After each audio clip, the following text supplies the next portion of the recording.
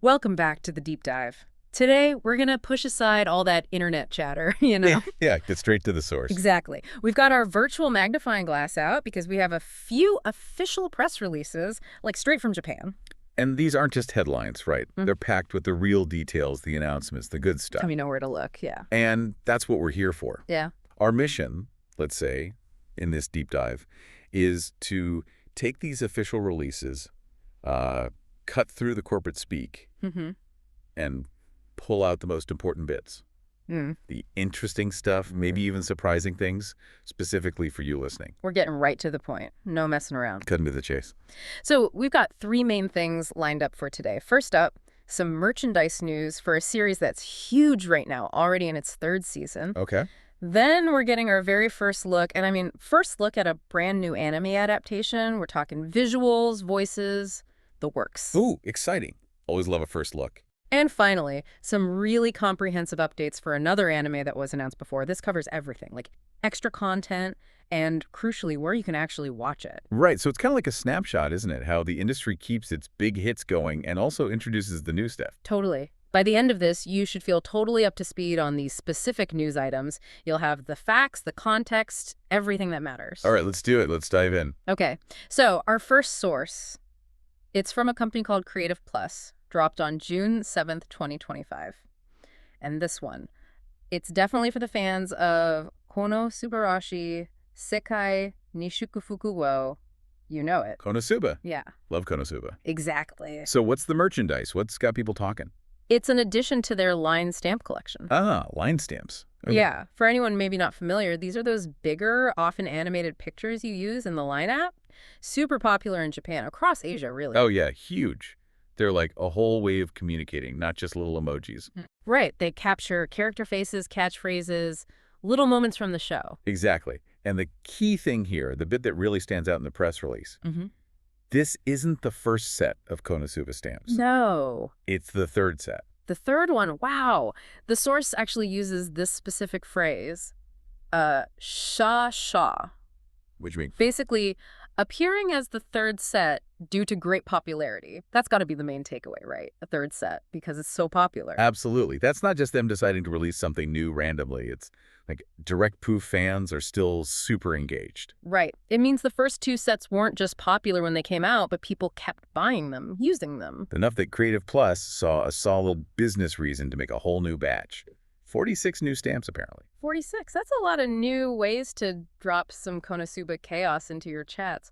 What else does the source tell us about this set? Okay, so 46 different types. Pretty extensive, like you said, lots of options. The cost is 100 line coins. Which is about? Converts to 250 Japanese yen. Pretty standard price. And they even give the link right in the press release. You get them on the Line store. https://line.mess sticker 30823053. Gotcha. Okay, so 46 stamps, 250 yen, out now on the Line store. Simple enough. But let's dig into that why again. Why is a third set of Line stamps actually significant for KonoSuba? Well, it kind of elevates it, doesn't it? It's not just a hit anime. It shows it's woven into the digital culture of the fans. So? Like using a Megumin explosion stamp or an Aqua crying face. It's more than just an emoji. It's like a shared joke, a reference only fans get. For the people who own KonoSuba, that's basically gold. Right. It's integrating the brand into just everyday life. And Creative Plus, the company doing this, the source says they specialize in exactly this kind of thing, using character IPs for collaborations, distribution. Yeah, they're part of ABEMA Holdings. This is what they do. They take popular shows and find these little connection points for fans, ways to make money beyond just selling Blu-rays or figures. And KonoSuba's third stamp set proves they found a really good connection point. Totally. It shows the fan base is active, they want to express themselves using the show, and they'll actually spend a little money to do it. It means the series stays relevant even between seasons. There's this consistent affection, you know?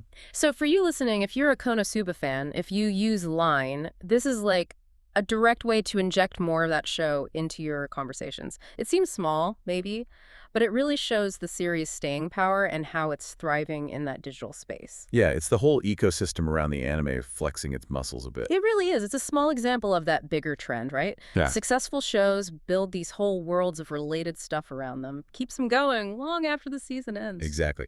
Products, experiences, keeps them alive and making money. Okay, speaking of building things, let's shift gears.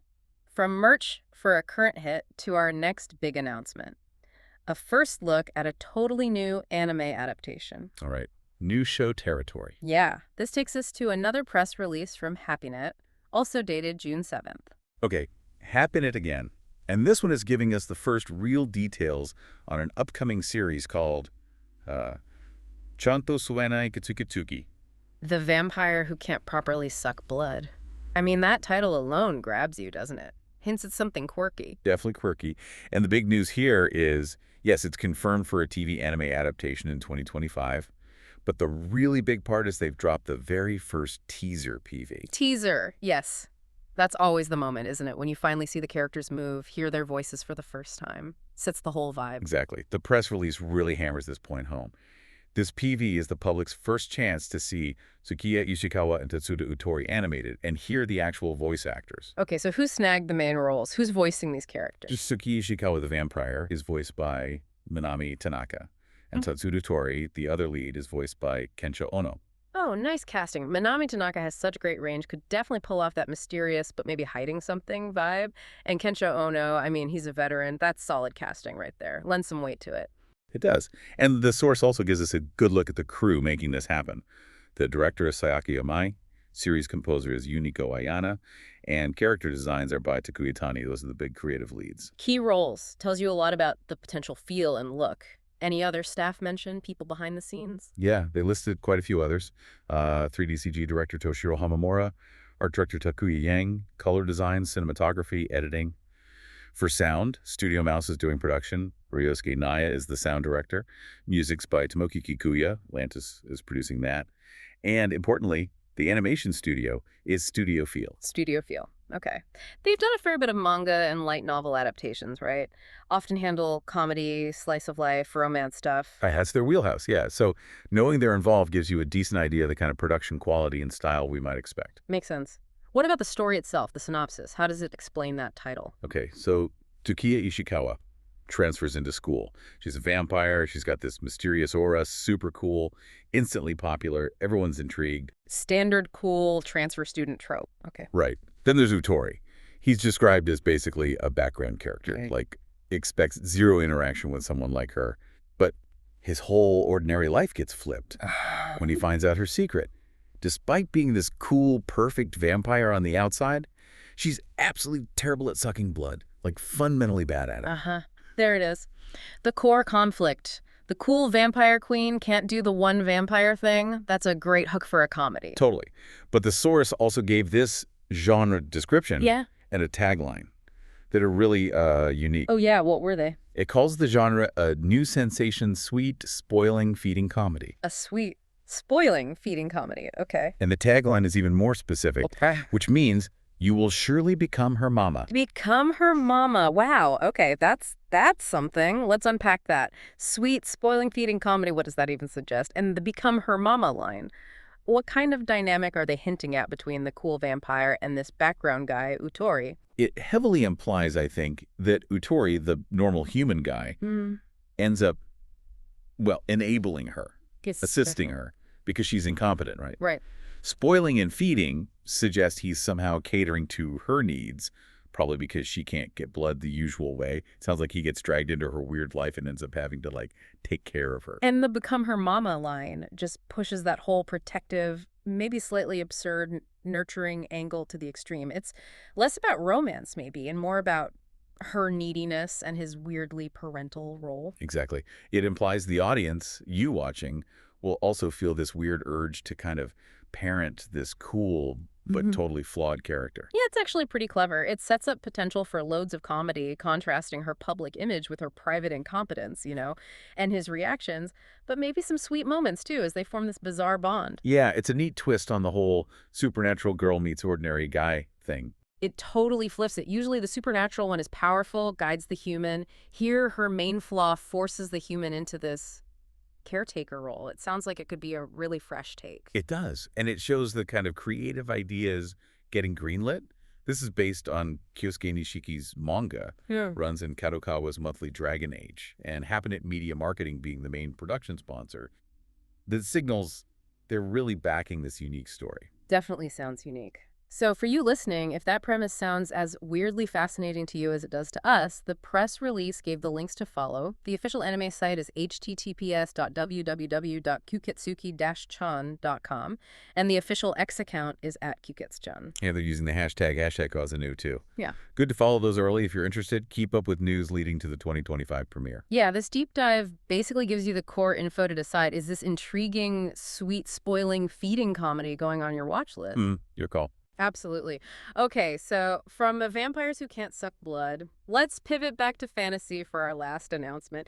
But a different kind of unconventional hero here. We're sticking with HappyNet, still June 7th press releases, but this time it's updates for an anime we already knew was coming. That's right. Our third source today is another one from HappyNet, yeah. And it's a big update package for the anime Gaten. Loof, hash, woostist. Whoa, okay, another mouthful. The White Mage Exiled from the hero's party is picked up by an S-rank adventurer. This White Mage is too unconventional. Based on the manga by Kyu Kamizuki and Wasabi Mugino. Does the source use a shorter name? Please tell me it does. Yeah, thankfully. It often just calls it Usuhu Shiromadoshi. Just exiled white mage, basically. Much easier. Yeah. Okay, so we knew this one was coming. What's the new info? What decisions have they announced? Okay, first big thing. They've decided to produce a mini anime series. Oh, cool. Like little bonus shorts. Exactly. The press release says it'll feature cute, deformed characters, chibi style, that che. And it'll have these small stories that are kind of different from the main anime, different flavor. Mini animes are great for that. Often more comedic, slice-of-life stuff. Did they show anything from it? Yeah, apparently a PV, a promo video, specifically for the mini anime, was shown on a live stream. And it's up now on HappyNet's official anime YouTube channel if you want to see it. And where will the mini anime itself stream? They said the official X account, HappyNet's YouTube channel, and others. So alongside the main show, basically. Nice. So main story plus cute bonus episodes. Got it. What else is new? Second big thing, they're launching a radio program for this series too. A radio show. Okay. What's it called? Let me get this right. So let's go. Yui and Silica's Pickup Radio. Yui and Shilica? Those are characters. Who's hosting? Yep, main characters. And it'll be hosted by Rina Hidaka and Haruka Shiraishi, who voice Yui and Silica in the anime. Perfect. Having the voice actors host is always fun. Gives you that behind-the-scenes feel. They can interact with fans. Where can people listen to that? It'll be on the internet radio station Onsen. The website is https://www.onsen.ag. The press release just says broadcast details are coming later, so keep an eye on the Onsen site or their X account. Okay, so mini anime radio show. They're really building out the experience here. And the third major update sounds pretty crucial, especially for fans outside Japan. Oh yeah, absolutely. This is the big one for many people. The streaming platform information. It's been updated and massively expanded. Okay, lay it on us. Where and when can we watch the main Tsuiho Shiramadoshi anime? All right, the TV broadcast starts in July 2025. First air date is July 10th. It'll be on Tokyo MX at 25:00. Which is actually 1 a.m. on the 11th, right? Late night slot. Exactly. Then Sun TV at 25:30 and BS Fuji at 24.3. So yeah, late night, early morning viewing in Japan. But streaming, the source said, some platforms get it even sooner. Yes. This is pretty cool. A couple of platforms will start streaming it on July 5th at 24.00 JST. That's days before the TV broadcast. Which ones get it early? The Anime Store and ABEMA.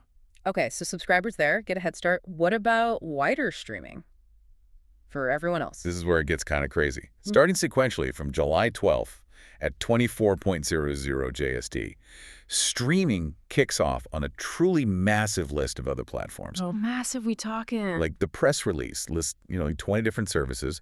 It includes the big global names you'd expect, Netflix, Prime Video, Hulu, but also pretty much every significant streaming service in Japan. UNXT, DMM-TV, FOD, Lemno Nikoniko, Bandai Channel, the list just goes on and on. Anime Festa, HEP, Duga, JCOM Stream, MilPlus, Rakuten TV, Talasa, Anime Times, Anime Hodai, Movie Full Plus. Wow. Okay, they weren't kidding. That's comprehensive. That signals they want everyone to be able to watch this, right? Yeah. Domestically and internationally right away. Absolutely. This kind of widespread distribution plus the early access, it's a really aggressive push. They want maximum eyeballs on this series from day one. Makes sense. Where can people find the definitive list for their region? The press release points everyone to the official website's on-air page. That's https://shiromadoshi.com/air. Probably the best place to check for exactly where you can stream it legally.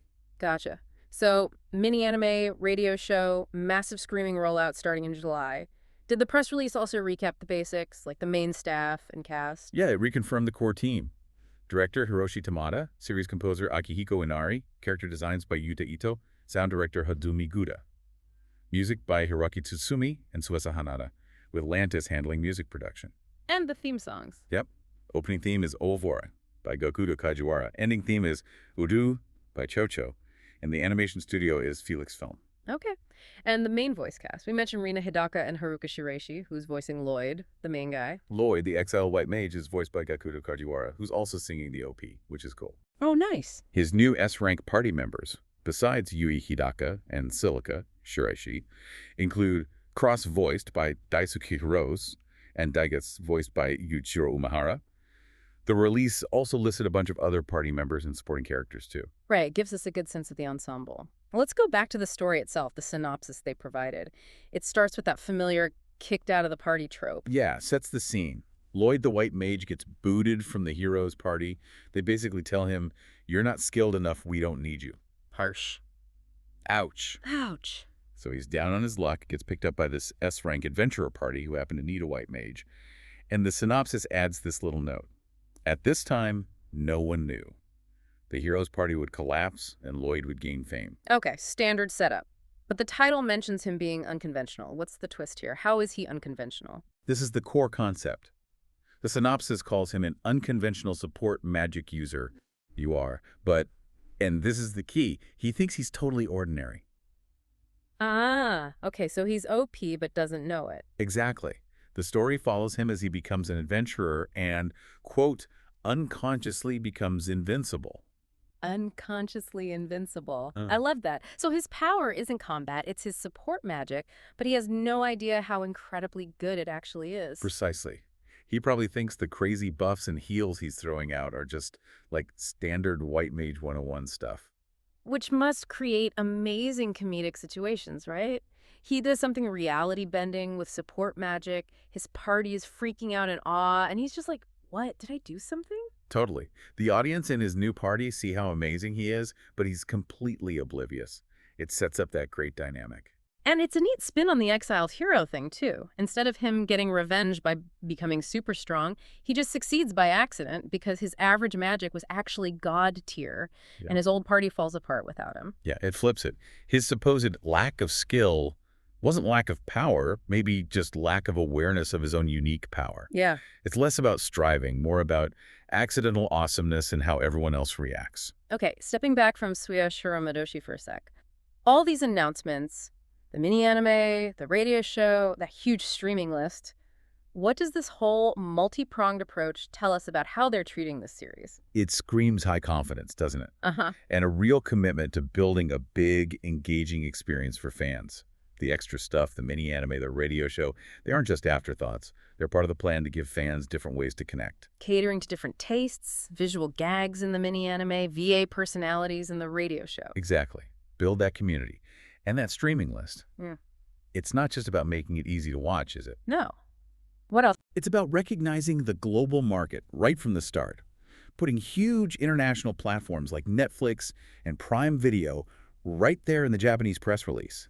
It shows they're thinking worldwide distribution from day one. Which is great for fans outside Japan. Less waiting, more legal options. Yep.